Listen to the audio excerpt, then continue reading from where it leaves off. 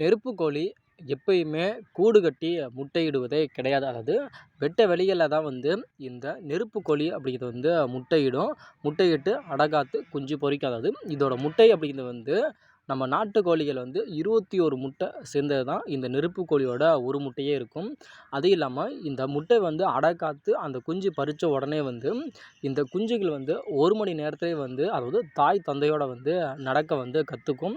அது இல்லாமல் இந்த முட்டையை வந்து எடுக்கிறாங்க, அதாவது மனிதர்களாக இருக்கட்டும் இல்லை விலங்கினங்களாக இருக்கட்டும், ஏதாவது வந்து எடுக்குது அப்படிங்கிறப்ப இந்த நெருப்புக்கோழியானது வந்து அவ்வளோ ஆக்ரோஷமாக வந்து அந்த சிங்கமே இருந்தாலும் சரி, அந்த சிங்கத்தையே வந்து வேட்டையாடுறதுக்கு வந்து ஒரு முழு சக்தியுமே வந்து இந்த நெருப்புக்கோழி இருக்குது. ஆனாலும் நெருப்புக்கோழி வந்து எப்பவுமே சாதாரணமாக தான் இருக்கும். ஆனால் இதை வந்து ஏதாவது ஒரு விலங்கினை வந்து ஏதாவது துன்புறுத்துவது, ஏதாவது ஒரு விஷயத்தில் வந்து தூண்டுது அப்படிங்கிறப்போ இது என்றைக்குமே வந்து பயந்து ஓடாது. சிங்கமே இருந்தாலும் இந்த சிங்கத்தை வந்து இந்த நெருப்புக்கோழி வந்து எதிர்த்து சண்டை போடுமே தவிர எக்காரணத்தை கொண்டு இந்த நெருப்புக்கோழி வந்து எப்பொழுதுமே பயந்து ஓடவே ஓடாது.